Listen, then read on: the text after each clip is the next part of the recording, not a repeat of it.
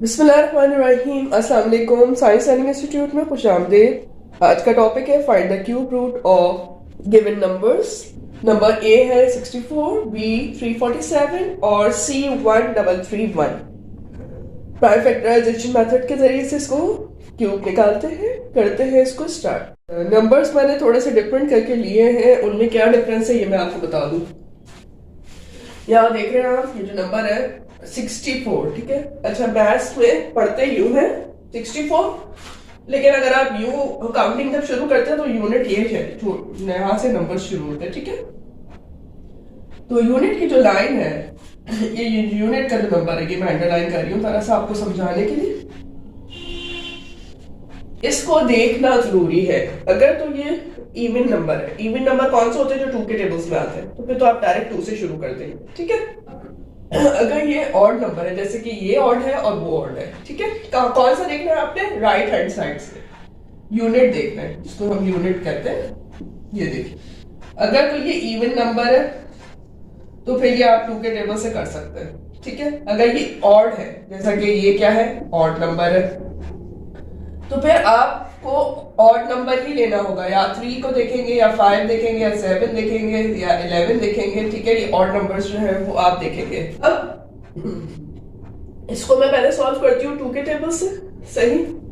फिर आपको बताती हूँ कि उसको क्या करना है, किस तरीके से लेके चलना है। नाउ 2 लाइन खींची आपने, 2 3 6, 2 3 6, 2 2 4, 2 2 1 2, लेकिन यहाँ पर क्या है 3, एक नंबर ज्यादा, एक नंबर इसको दे दिया, तो ये 12 आया। देन 2 2 8 16, 2 4 8, 2 2 4, 2 1 2, ठीक है। ये कंप्लीट हो गया। जब आपका आखिरी में आ जाता है 1, तो आपका ये क्या हो जाता है, कंप्लीट हो जाता है। नाउ ये हुआ जब कंप्लीट, तो फिर आपने क्या करना है, ये 3 का पेयर बना है, ठीक है। 3 नंबर एक साथ लेंगे तो 1 टाइम लिखेंगे, ठीक है। एंड देन 2 2 का 4 आया, तो 64 जो है वो 4 का क्यूब, 4 को का क्यूब करेंगे तो 64 आ जाएगा। कैसे?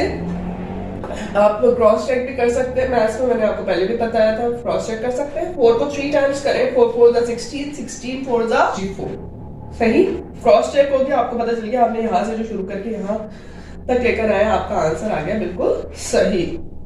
ना अब क्वेश्चन नंबर बी की तरफ आते हैं। क्वेश्चन नंबर बी जो है वो एक यूनिक नंबर है 343। 343 में जो इसका यूनिट है, यूनिट जो है वो क्या है, इवन है या ऑड है, पहले तो ये आपने देखना है।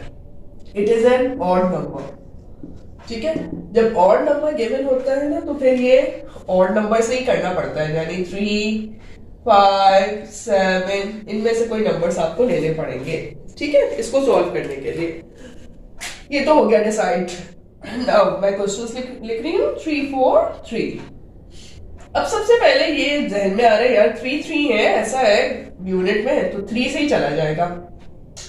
अब मैं इतना ज्यादा इसमें डीप में जाने से पहले मैं पहले टेस्ट ऑफ डिविजिबिलिटी रूल जो है आपने पहले पढ़ा है वो करके देख लेती हूँ। वो क्या है कि जो 3 नंबर है ना जो गिवन है क्वेश्चन में, 3 हो, 4 हो, 5 हो, 7 हो, जितने भी लंबे क्वेश्चन नंबर हो, आपने उन सब नंबर्स को क्या कर लेना है, प्लस कर लेना है।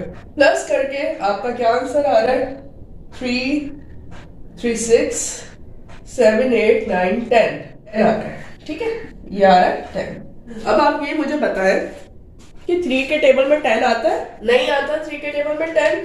इसका मतलब ये है कि ये वाला पूरा नंबर 3 से मल्टीप्लाई नहीं होगा, तो हम 3 को नहीं यूज करेंगे, ठीक है।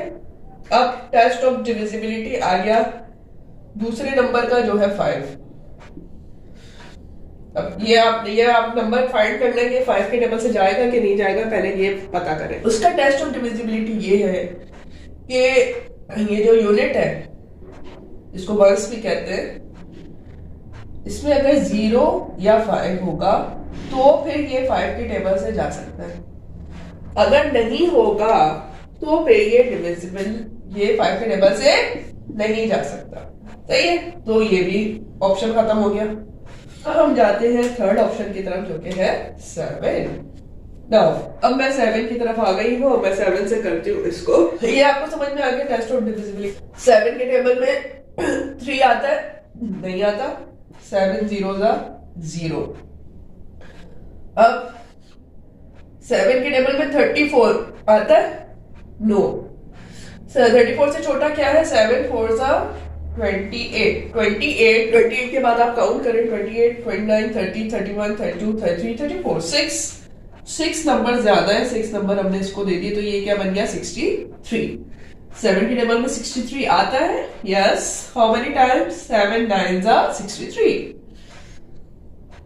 समझ में आ गई आपको बात? आई होप मैं अपना पॉइंट क्लियर कर पाई हूँ, आपको समझा सकी हूँ ना। अब 7 के टेबल में 49 कब आता है? 7 7 49, 7 1 7। जब लास्ट में 1 आता है इसका मतलब ये है कि ये पूरा जो है वो सॉल्व हो गया है। देन अब आप सॉल्व तो हो गया, लेकिन आपने आंसर तो नहीं आया अभी। आंसर कैसे आएगा? अभी आंसर इस तरह से आएगा कि आप लिखेंगे यहाँ पर क्वेश्चन 3 4 3 इज इक्वल्स टू, ये अब जो लेफ्ट हैंड साइड पे जो नंबर्स है ना, इनको आपने लिखना है। सही लिख लिया? क्योंकि हम क्यूब रूट मालूम कर रहे हैं, तो 3 का पेयर बना दे आप। 3 का पेयर बन गया, तो इसका क्या मतलब हुआ कि 3 4 3 is equals to 7 क्यूब। 7 को 3 टाइम्स जब मल्टीप्लाई करेंगे तो आपका क्या आंसर आएगा? 343। और ये आपका क्योंकि आंसर है, इसको बॉक्स में करेंगे हम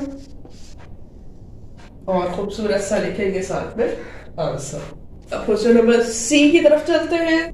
ये भी ऑड नंबर है, ठीक है। डिविजिबिलिटी रूल के तहत ना ये 3 से जा रहा है, 3 3 6 7 8 8 3 के टेबल में नहीं आता, 3 के टेबल में नहीं जा रहा।